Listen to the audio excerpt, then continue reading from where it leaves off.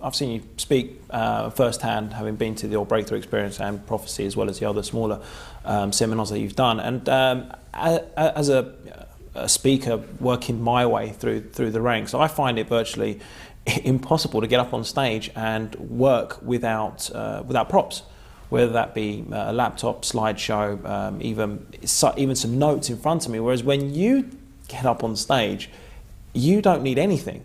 How on earth have you created your mind to be able to focus and pull out the relevant information that you require as and when needed?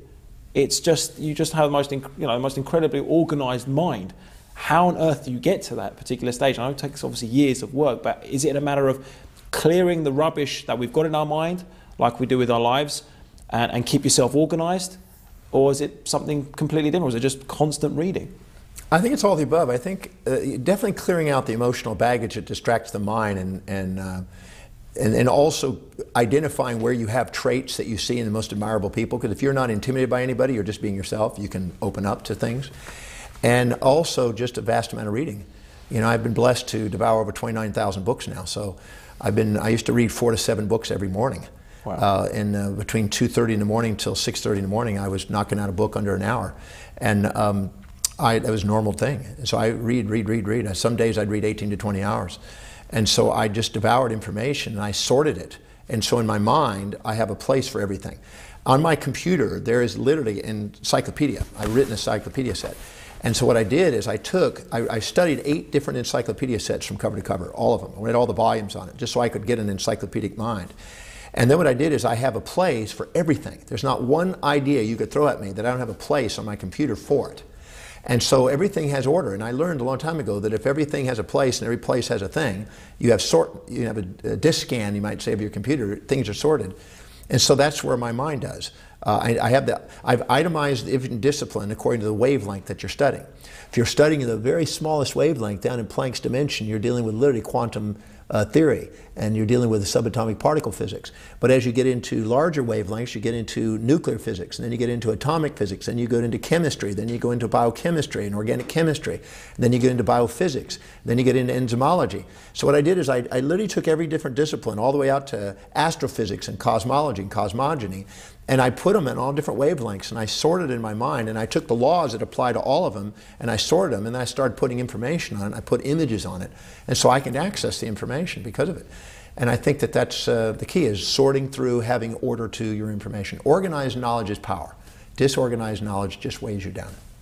And you've actually linked that with wealth as well, where if you're organized within your wealth and your finances, you are open to bring more wealth towards you. And that sort of works quite similar to what you just mentioned today. Is that crucial, therefore, that if you want to open yourself out, just leading on to what you just said about being organized, if you want to open yourself out to having wealth and being financially free, for example, wherever that may be for you as an individual, is the key component, therefore, having an organized, being organized with your finances? Well, whatever's highest on your value, because you bring order and organization to it, if you really value it, you tend to create it. And people who have a high value on going and serving people till they have a resource for wealth, then saving and investing their money, and then building a fortune and accumulating it, the people that have a high value on that, they get it. And many people confuse wanting money for buying things with actually wanting money to build wealth. They're two different things. Yeah. And many people have a value on what they can buy, others have a value on actually accumulating wealth. And I learned that until I had a value on accumulating wealth, there was not going to be wealth. I was going to work my whole life for money to buy things instead of having my money work for me. And financial independence is a little bit of a misnomer, because even billionaires that I've interviewed, a lot of billionaires, they still have anxieties. I had a gentleman, I was in Australia, who's a billionaire there, who I had dinner with, and he went down about $300 million in the last recession period. Oh. And he said, and that was painful. He said that wasn't an easy thing for him to do. Because that's like if you have 100,000, it drops 30,000. It's a kind of thing, same kind of feeling. And so to a person that they still have their anxieties and challenges, they're not going to stop their nice lifestyle, but they have their anxieties. But it depends on what you want to do with it. If all you're going to do is just live your life and you got $1 billion, you can do that no matter what. But if you have causes you want to do in the world, and you have contributions and charities and functions and philanthropy and transformation you want to do to the world, then you may even have $5 billion, $10 billion and feel like you're just beginning and you still don't have enough to get your goals done. So it's all relative. Now, financial independence, though, what I find is that people who do begin to structure and organize their money and have a place for it, they do better. I was in New York, and I had befriended a gentleman who owned a pharmaceutical company, was a CEO of the pharmaceutical company. It's a big one, and you've heard the name. And he's a German fellow. And it was interesting, we were having dinner, my wife and his wife, and he and I were everything else. And he had a call, he had to go run upstairs real quick, and so we kind of waited on dinner. And while he was doing that, I went into his library, and I looked around his library, and I found an entire shelf. It was about 8 foot wide, about 10 foot tall, and it was nothing but vinyl or leather-bound books that had every asset this man owned. I mean, he had a chandelier that was $250,000. Had a picture of it, the insurance policy of it, where he paid for it, the receipt, it was all there, boom. He had a hearth, which is for a fireplace, that was $365,000 that he got from Egypt or someplace, and he had a picture of it, he had an insurance policy, had a receipt of it, it was boom. Every asset that man owned was organized, it was structured, it had vinyl systems, it was there, he had it on electronics, he had it stored in a safe, he had it in a bank, he had all those things, so he was organized. And I saw that and I was going, no wonder he's a very wealthy man. I said, he's got his stuff together. And I thought, I went back that weekend and I went and shuffled my house around and got it in order. I didn't put them in leather bounding, but I put them in files, and I made sure it was done. I made sure it was electronic. I made sure it was visual.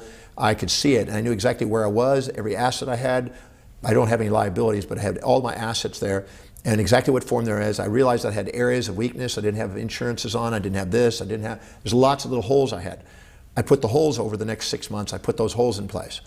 And it's a nice feeling to know exactly where you are and to know where you want to go and what you want to do to get there. That's an extremely important point, because people that I've spoken to throughout my life, and me including, want the wealth, but haven't realised where they are today, where they are currently. And is it really important, almost fundamental, that if you want to go somewhere, you need to know where you are now? I mean, Stephen Covey talks about it. If you get out a map, you know, it doesn't matter what the map says. If you don't know where you are now, which direction are you going in? If you don't know where you are now and you don't know where you're going, you're kind of a lost soul. So you definitely need to know where you are. And what's interesting is most people don't. Most people, when I ask them what their values are, they go around and saying integrity and truth and honesty and this and that. They make up social idealisms instead of actually look at what's important in life. Your life is demonstrating what's important. Know what that is. Really, I think the Delphic Oracle and Socrates said, know thyself, be thyself, love thyself. I think that's still true.